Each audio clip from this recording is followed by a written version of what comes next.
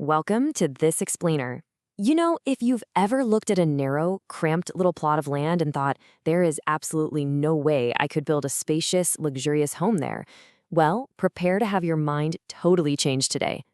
We're stepping into this brilliantly designed modern home to see exactly how a little architectural magic can completely dissolve spatial limits. We're going to take a detailed room-by-room tour of a layout that completely redefines what's possible within some seriously strict boundaries. And when I say strict, I mean exactly 900 square feet per floor. That all comes from a 20 by 45-foot footprint. Just to put that into perspective for a second, 20 feet is literally shorter than a standard school bus. So in the world of architecture, that presents a really severe constraint for modern luxury living. It's a tight squeeze, right? You've got to fit in your living spaces, dining, a kitchen, stairs, bathrooms, bedrooms, all while making sure the space actually feels good to be inside. So it naturally begs the question, how on earth do you prevent a narrow 20-foot wide lot from feeling like a cramped, dark tunnel? I mean, we've all been in homes that feel kind of like bowling alleys, haven't we? Long, narrow, with natural light only at the very front and the very back. The middle just becomes this dark, uninviting transit zone. Well, our goal today is to look at exactly how a really smart floor plan completely eliminates that tunnel effect. Here's our visual roadmap for today's tour. We're looking at two totally different vibes. The ground floor is entirely designed for this expansive, communal flow, while the first floor acts as a highly segmented, totally private sanctuary. All right, part one, the ground floor, social flow. Let's dive in. Imagine stepping through this space chronologically, like you're just coming home from work. Step one, we begin outside at the covered parking and a manicured front lawn. Step two, we move directly through the entrance into a super inviting family lounge. And then step three, we flow seamlessly into the energetic heart of the home, which features the dining and kitchen areas. It's just a really straight, logical progression from the outside world right into the warmth of the home. As you enter, the front family lounge connects completely openly with the rest of the floor. You've got a large L-shaped sofa, a comfortable armchair looking out toward the lawn, but more importantly, think about what isn't there.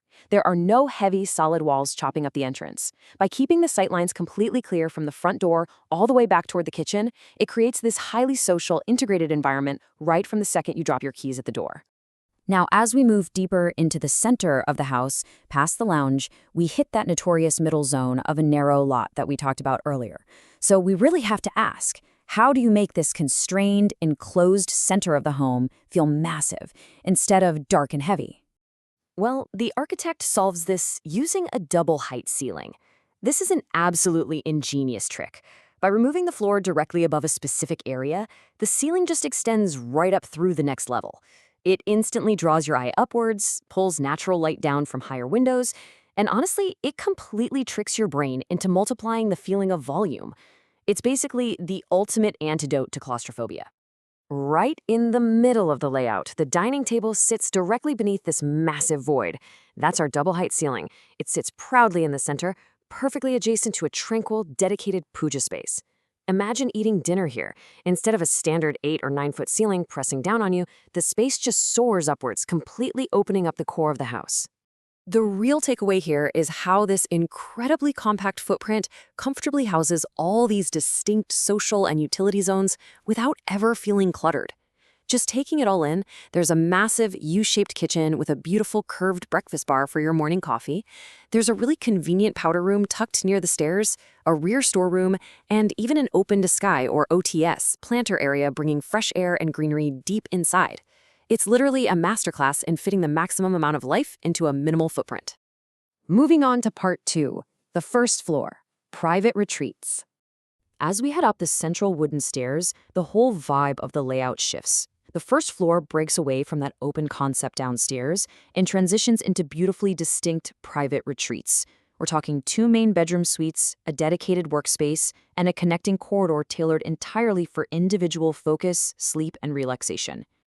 Remember that dining below cutout we just talked about? We know it brings light to the ground floor, but up here it serves a whole new purpose.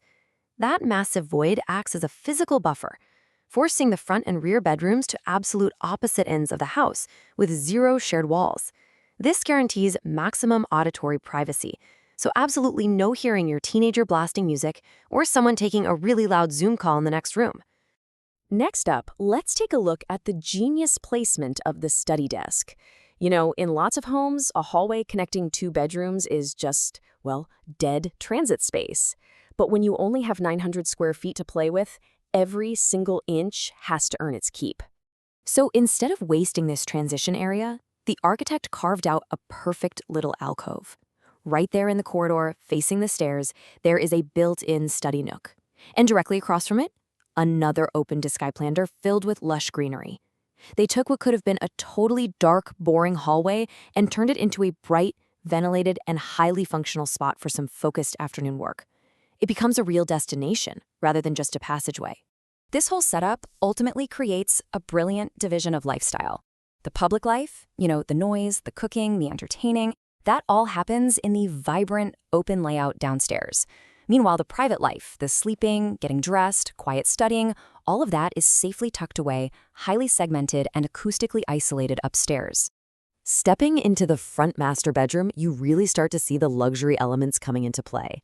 This space features a huge bed flanked by nightstands, its very own private dress area to keep the sleeping space totally clear of clutter, and an attached ensuite. But the real star here, it's the large balcony spanning the front of the home. It even has its own planter boxes, creating an exclusive green retreat right off the master suite. It is absolute proof that you don't need a sprawling estate to have a private outdoor oasis. And the rear bedroom is definitely not treated as an afterthought either. It's completely self-sufficient. It boasts its own dedicated walk-in dress setup, a spacious bathroom, and a large window looking out over the rear planter box. It ensures every single person living here gets their own private luxury, natural light, and green views. Again, entirely within that original 20-foot width constraint. It's pretty wild. It is truly amazing how smart design completely alters our perception of space, isn't it?